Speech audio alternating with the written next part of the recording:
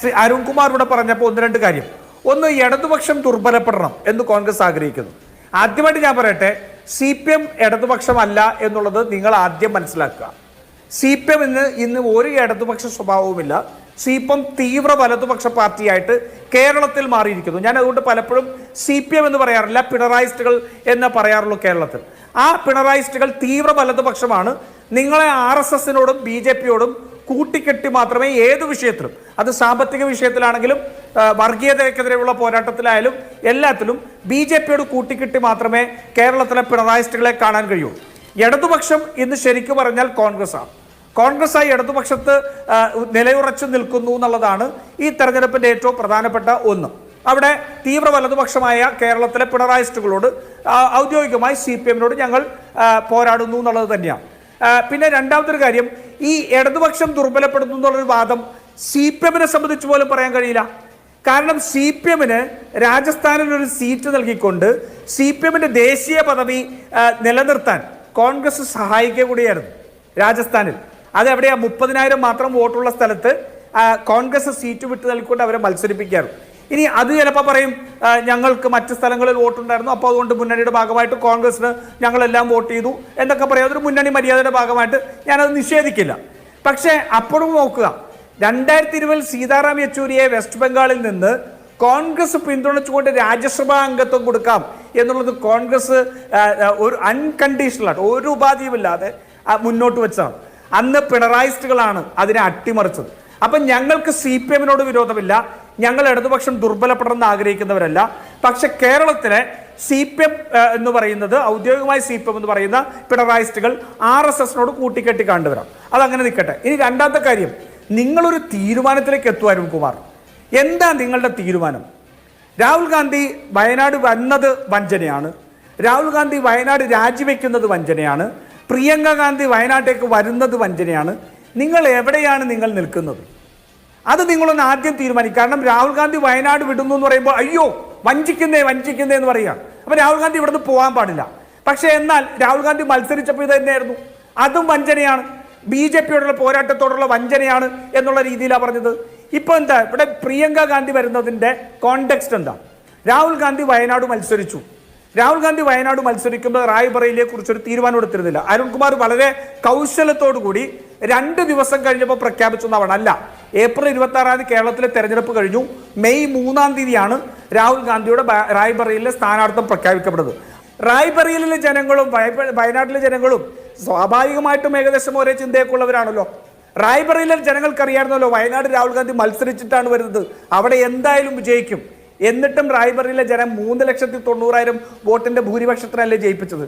അപ്പോൾ രാഹുൽ ഗാന്ധി എന്ന് പറയുന്ന ഒരു നേതാവ് ഈ രാജ്യത്ത് RSSനെതിരായിട്ടുള്ള ഏറ്റവും ശക്തമായ പോരാട്ടം നടത്തുമ്പോൾ ഹിന്ദി ഹൃദയഭൂമിയിൽ മത്സരിക്കുന്നത് രാഷ്ട്രീയമായി ഇന്ത്യ മുന്നണിക്ക് ഗുണം ചെയ്യും എന്ന് കൃത്യമായി തിരിച്ചറിഞ്ഞുകൊണ്ടാണ് റായ്ബറേലിയിൽ ജനങ്ങളും തീരുമാനമെടുത്തത്. ഞാൻ പറഞ്ഞു തീർക്കാം ഒരു സെക്കൻഡ്. ഇനി റായ്ബറേലി ഉപേക്ഷിക്കണോ വയനാട് ഉപേക്ഷിക്കണോ എന്നുള്ള ചോദ്യമുണ്ടായിരുന്നു. അങ്ങനെ ഏറ്റവും ദുഷ്കരമായ ഒരു തീരുമാനമാണ്. അദ്ദേഹം തന്നെ വന്നപ്പോൾ പറഞ്ഞു ഏറ്റവും ദുഷ്കരമായ ഒരു തീരുമാനം എനിക്ക് എടുക്കേണ്ടി വരും. പക്ഷെ അദ്ദേഹം വയനാട്ടിലെയും റായ്ബറേലിയിലെയും ജനങ്ങളോട് പറഞ്ഞത്, ഞാൻ എടുക്കുന്ന തീരുമാനം അത് നിങ്ങൾ രണ്ടുപേരെയും സന്തോഷിപ്പിക്കുന്നതാവും. വയനാടിനെ സംബന്ധിച്ചോളം ഞാൻ വ്യക്തിപരമായിട്ട് ഞാൻ പറയാം, രാഹുൽ ഗാന്ധിക്ക് മനസ്സുകൊണ്ട് ഏറ്റവും വലിയ പിന്തുണ കൊടുക്കുകയും വയനാടിനോട് അത്രമാത്രം ആത്മബന്ധവുമുള്ളൊരു മണ്ഡലമായിരുന്നു.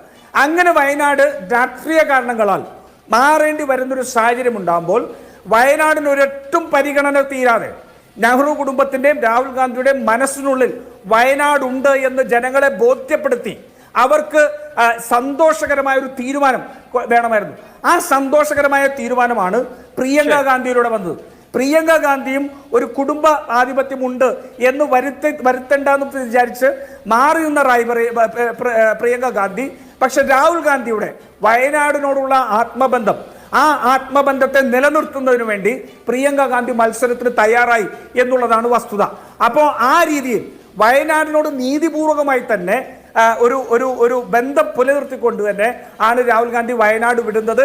ആ വയനാടിലെ ജനങ്ങൾ ആ തീരുമാനത്തെ ശിരസ വഹിക്കും, മനസ്സുകൊണ്ട് പിന്തുണയ്ക്കും എന്നുള്ളത് തെരഞ്ഞെടുപ്പിന്റെ റിസൾട്ട് വരുമ്പോൾ നിങ്ങൾക്ക് മനസ്സിലാവും. അൻകുട്ടിദാസിന്റെ ഒക്കെ ഈ പേടി എന്താണെന്നറിയോ? അഭിലാഷ് ഒന്ന് ആലോചിച്ച് നോക്കിയേ, രാഹുൽ ഗാന്ധിയും പ്രിയങ്ക ഗാന്ധിയും കൂടി ഉള്ള ലോക്സഭ ഒന്ന് ആലോചിച്ച് നോക്കിയേ. നരേന്ദ്രമോദിക്ക് ഇപ്പൊ ഇരിക്കാൻ പറ്റുള്ള നിൽക്കാൻ പറ്റുമോ പാർലമെന്റിൽ? ഇനി ചോദിക്കുന്ന ചോദ്യങ്ങൾക്ക് മറുപടി പറയാൻ ആർജവമുണ്ടെങ്കിൽ വേർത്ത് കുളിക്കുന്ന കാണാൻ. നിങ്ങൾ എത്ര AC കൂട്ടിയിട്ടാലും ആ ഇന്ത്യയുടെ പാർലമെന്റ് വേർത്ത് കുളിക്കുന്ന നരേന്ദ്രമോദിയെ കാണാൻ പറ്റും. അതാണ് സംഭവിക്കാൻ പോകുന്നത്. അതുകൊണ്ട് ഞാൻ അത്രേ പറഞ്ഞു നിർത്തുന്നുള്ളൂ. ബാക്കി വഴിയെ നമുക്ക് പറയാം. പിന്നെ അരുൺകുമാർ പറഞ്ഞ 1-2 കാര്യം. അരുൺകുമാർ അരുൺകുമാർ പറഞ്ഞ ഒരു കാര്യത്തിന് പറഞ്ഞു മറുപടി പറഞ്ഞോട്ടെ. അരുൺകുമാറെ, നിങ്ങൾ എവിടെയാണ് ഈ സംഘപരിവാറിനെതിരെയുള്ള പോരാട്ടത്തിൽ? നിങ്ങൾക്ക് എന്തായിരുന്നു സംഘപരിവാറിനെതിരെയുള്ള പോരാട്ടത്തിൽ ഈ തെരഞ്ഞെടുപ്പിൽ റോള്? നിങ്ങൾ കേരളത്തിൽ മുഴുവൻ കോൺഗ്രസ് വിരുദ്ധത മാത്രം പ്രസംഗിച്ചുകൊണ്ടാണ് നിങ്ങൾ വോട്ട് പിടിക്കാൻ.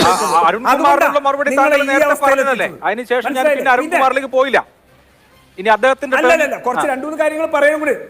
അല്ല, 2-3 കാര്യങ്ങൾ ചോദിച്ചോട്ടെ. തയ്യാറാക്കി കൊണ്ടുവന്നല്ല ചോദിക്കട്ടെ, ഞാൻ മറുപടി പറഞ്ഞോളാം. അല്ല ഞാൻ എഴുതിക്കൊണ്ടുവന്ന ഞാൻ ചർച്ചയ്ക്ക് വരുമ്പോ പ്രിപ്പയർ ചെയ്ത് വരും. എന്റെ കയ്യിൽ വസ്തുതകളും കാര്യങ്ങളായിട്ട് പ്രിപ്പയർ ചെയ്ത് വരും. ഞാൻ ഒരൊറ്റ ചോദ്യം അരുൺകുമാറിനോട് ചോദിക്കുന്നു. നിങ്ങൾക്ക് പറ്റുമെങ്കിൽ ആർജവമുണ്ടെങ്കിൽ സ്ട്രെയിറ്റ് മറുപടി പറയണം. ഇന്ത്യയുടെ ഹിന്ദുത്വ രാഷ്ട്രീയത്തെ, അയോധ്യ ആയുധമാക്കിയ രാഷ്ട്രീയത്തെ പരാജയപ്പെടുത്തിയ മണ്ണ് ഫൈസാബാദ്. ആ ഫൈസാബാദിൽ ഇന്ത്യ മുന്നണിയുടെ സ്ഥാനാർത്ഥിയായിട്ട് സമാജ്വാദി പാർട്ടി മത്സരിച്ചു. എന്തിനാ അവിടെ CPI ഇടതുപക്ഷം സ്ഥാനാർത്ഥിയെ നിർത്തിയത്? പറയാൻ കഴിയും അരുൺകുമാറെ? നിങ്ങളുടെ RSSനെതിരെയുള്ള പോരാട്ടം വെറും പള്ളയാണ് എന്ന് തെളിയിക്കാൻ ഒരു ഒറ്റ കാര്യം മതി. ഫൈസാബാദ് പോലൊരു മണ്ഡലത്തിൽ അയോധ്യ രാമക്ഷേത്രത്തിന്റെ പേരിൽ ഈ രാജ്യത്ത് മുഴുവൻ വർഗീയത കത്തിപ്പടർത്താൻ നോക്കിയ ലാബിൽ സമാജ്വാദി പാർട്ടിയുടെ സ്ഥാനാർത്ഥി, ഇന്ത്യ മുന്നണിയുടെ സ്ഥാനാർത്ഥി അവിടെ മത്സരിച്ചപ്പോ നിങ്ങൾ ഇടതുപക്ഷം അവിടെ മറ്റൊരു സ്ഥാനാർത്ഥി നിർത്തി 15,000 വോട്ട് പിടിച്ചു. ഒന്ന് ആലോചിച്ച് നോക്കൂ. ആ സ്ഥാനാർത്ഥി ഒരു 50,000 വോട്ട് പിടിച്ചിരുന്നെങ്കിൽ അവിടെ ഈ ഇന്ത്യ മുന്നണി തോൽക്കുന്ന സാഹചര്യം ഉണ്ടായേനെ. ഈ രാജ്യം മുഴുവൻ BJPയുടെ വർഗീയതയ്ക്കെതിരെ പോരാട്ടത്തിന്റെ ഏറ്റവും വലിയ മകുടോദാഹരണമായിട്ട് നിൽക്കുന്ന അയോധ്യ ഇരിക്കുന്ന ഫൈസാബാദിൽ BJP വിജയിച്ചിരുന്നെങ്കിൽ നിങ്ങളൊന്ന് ആലോചിച്ച് നോക്കൂ. നിങ്ങൾ ഇന്ത്യ മുന്നണിയുടെ ആണല്ലേ? നിങ്ങൾ BJPക്കെതിരെയുള്ള പോരാട്ടത്തിലെ കങ്കാണികളാണ്. നിങ്ങൾ BJPക്കെതിരെ പോരാട്ടത്തിൽ പിന്നിൽ നിന്ന് കുത്തുന്നവരാണ്. നിങ്ങൾ പിണറായിസ്റ്റുകൾ. ആ പിണറായിസ്റ്റുകളെ കേരളത്തിൽ സംഘപരിവാറിനെതിരെയുള്ള പോരാട്ടത്തിൽ ഞങ്ങൾ അണിചേർക്കുന്നില്ല. ഞങ്ങൾ നിങ്ങളെ രാഷ്ട്രീയമായിട്ട് വയനാടും ഞങ്ങൾ നേരിടും. എന്റെ കണക്ക് പ്രകാരം 5 വർഷത്തിനിടയിൽ രാഹുൽ ഗാന്ധി 12 തവണ കേരളത്തിൽ വന്നിട്ടുണ്ടെന്നാണ്. അതിന്റെ തീയതിയും സമയവും വെച്ച് ഞാൻ ലിസ്റ്റ് അയച്ചു തരാം. എന്റെ ലിസ്റ്റ് അങ്ങനെ തെറ്റാൻ സാധ്യതയില്ല. കൃത്യമായി വന്ന വർഷം മാസം എഴുതി വെച്ചിട്ടുണ്ട്. ഞാനത് താങ്കൾക്ക് അയച്ചു തരാം. താങ്കൾ പറഞ്ഞാൽ ഫേസ്ബുക്കിലൂടെ കുഴപ്പമില്ല. ശരി, 9, 12 2 കണക്കായി. ഇപ്പോ രാജു പി നായരുടെ കയ്യിലുള്ള കണക്ക് പറയും. ഫേസ്ബുക്കിൽ ശരി, ഒരു മിനിറ്റ്. അല്ലല്ല, അരുൺകുമാർ അപ്പൊ ഒന്ന് ഫേസ്ബുക്കിൽ ഇടണം. കാരണം അരുൺകുമാർ ഈ ചർച്ച കഴിഞ്ഞ് ഇറങ്ങിയിട്ട് ഗഗാറിനെ വിളിക്കണം, നിങ്ങളുടെ വയനാട് ജില്ലാ സെക്രട്ടറി. ഞാനും ഗഗാറിനും സന്ദീപ് വാര്യനും കൂടിയാണ് ആ ചർച്ചയിൽ ഉണ്ടായിരുന്നത്. അന്ന് സന്ദീപ് വാര്യർ അതല്ല അല്ല ഞാൻ പറയട്ടെ അവിടുത്തെ CPM അംഗം അവിടെ നിന്ന് വിളിച്ച് ഗഗാറിനോട് അത് തെറ്റാണ്, എണ്ണം ഉണ്ടെന്ന് പറഞ്ഞു. അപ്പോ അരുൺകുമാർ ഒരു കാര്യം ചെയ്യാം. അരുൺകുമാറിന്റെ കയ്യിലുള്ള എണ്ണം ഫേസ്ബുക്കിൽ ഒന്ന് പബ്ലിഷ് ചെയ്യാം. മനസ്സിലായില്ലേ? ഇതിന് ഞാൻ പറയട്ടെ, നിങ്ങളുടെ കള്ളത്തരം പൊളിയണം. ഞാനിപ്പോ പറയുന്ന എണ്ണം വെച്ചുകൊണ്ട് നിങ്ങൾ ആ ചർച്ച തീർക്കണ്ട. നിങ്ങളുടെ കള്ളത്തരം നിങ്ങൾ നുണയന്മാരാണ് എന്ന് ജനങ്ങൾ മനസ്സിലാക്കട്ടെ. ഇന്ത്യ മുന്നണിയുടെ നേതാവിനെ അപമാനിക്കുന്നില്ല എന്ന് പറഞ്ഞാൽ നിങ്ങളുടെ നേതാവ് BJP ഉപയോഗിച്ച വാക്കെടുത്ത് വിമർശിക്കാൻ നോക്കിയാൽ നിങ്ങൾക്ക് മറക്കാൻ കഴിയുമോ? എന്നിട്ട് നിങ്ങൾ രാഹുൽ ഗാന്ധി അപമാനിക്കുന്നില്ലെന്നോ? നിങ്ങൾ എന്നാ രാഹുൽ ഗാന്ധി അപമാനിക്കാതിരുന്നിട്ടുള്ളത്? BJPക്കെതിരെ പോരാടുമ്പോൾ മുഴുവൻ പിന്നിൽ നിന്ന് അപമാനിച്ച് ഈ രാജ്യത്തുകൂടി നടന്നപ്പോൾ നിങ്ങൾ അപമാനിച്ചില്ലേ? അവസാനം സംഘപരിവാറിന്റെ ഈ ചിഹ്നത്തിലൂടെ ആ ഭാരത് ജോഡോ ന്യായ് യാത്ര നടന്നപ്പോ തെറ്റിപ്പോയി. ഞങ്ങൾ അന്ന് പറഞ്ഞത് തെറ്റി. സംഘപരിവാറിന്റെ ഈ ചിഹ്നത്തിലും രാഹുൽ ഗാന്ധി എത്തിയിരിക്കുന്നു പറയാൻ സാമാന്യ മര്യാദ ഉണ്ടായോ? ചർച്ചയിലെങ്കിലും ഉണ്ടായോ? നിങ്ങൾക്ക് രാഹുൽ ഗാന്ധി എന്ന് പറഞ്ഞാൽ നിങ്ങൾ BJPയുടെ വാക്കുകൾ കടമെടുത്ത് ആക്രമിക്കുന്നവനാ. അതുകൊണ്ട് തന്നെയാണ് നിങ്ങൾക്ക് തോന്നുന്നത്. പ്രിയങ്ക ഗാന്ധിയും അത് തന്നെയാണ്. പിന്നെ അഭിലാഷ് പറഞ്ഞ സമയം കുറവുള്ളതുകൊണ്ട് ഞാൻ മറ്റിൽ വിടുന്നു. അഭിലാഷ് പറഞ്ഞ കാര്യത്തിലേക്ക് വരുന്നു.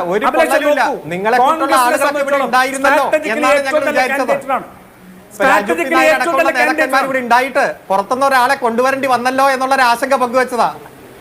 ശരി, അല്ല ഞാൻ ഒറ്റ കാര്യം അതിനിടയ്ക്ക് ചോദിച്ചോട്ടെ. ഇപ്പൊ എന്തായാലും നമ്മൾ ഇത്രയും തർക്കിച്ചല്ലോ, യഥാർത്ഥത്തിൽ എത്ര തവണ രാഹുൽ ഗാന്ധി നമ്മൾ ഇത്രയും അതൊന്നും ഞാൻ മറുപടി കൊടുത്തോട്ടെ അഭിലാഷേ, ഞാനൊന്ന് മറുപടി കൊടുത്തോട്ടെ ഞാനൊന്ന് മറുപടി കൊടുത്തോട്ടെ. അരുൺകുമാർ ഉണ്ടായിട്ടും തൃക്കാക്കരയിൽ പള്ളിയിൽ നിന്നൊരു സ്ഥാനാർത്ഥിയെ കൊണ്ടുവരേണ്ടി വന്നില്ലേ അരുൺകുമാറെ? നാണം തോന്നുന്നില്ലേ? അരുൺകുമാർ ഉണ്ടായിട്ടും അവസാനം 2.5 ലക്ഷം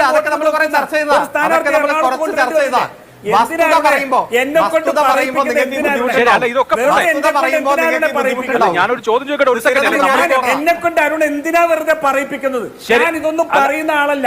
അല്ല ശ്രീ അല്ല, എനിക്കൊരു ചോദ്യം. ഇപ്പൊ രാഹുൽ ഗാന്ധി കോൺഗ്രസിന്റെ കണക്കനുസരിച്ച് എത്ര തവണ വയനാട്ടിൽ വന്നു? ഞാൻ ആ കണക്കിനെ വലിയ കാര്യമായിട്ട് കാണുന്നില്ല. കാരണം ഇപ്പൊ മോദി എത്ര തവണ വാരണാസിയിൽ പോകുന്നു, അമിത്ഷാ എത്ര തവണ ഗാന്ധിനഗറിൽ പോകുന്നു, അതൊന്നും ദേശീയ നേതാക്കളല്ലേ, അതൊന്നും വലിയ പ്രസക്തിയുള്ള കാര്യമായിട്ട് എനിക്ക് തോന്നുന്നില്ല. ഇപ്പൊ എല്ലാ ദിവസവും ഇവിടെ നിന്ന് എല്ലാ കല്യാണത്തിനും പോകണം MP എന്നുള്ള കാഴ്ചപ്പാടുള്ള ആളല്ല കേട്ടോ ഞാൻ പറയാം. അല്ല അഭിലാഷേ, ഇവർ ഈ കണക്ക് പറയട്ടെ. കാരണം ഈ വരുന്ന ലോക്സഭാ ഉപതെരഞ്ഞെടുപ്പിൽ ഇവർ പറയാൻ പോകുന്ന കള്ളമാണ്.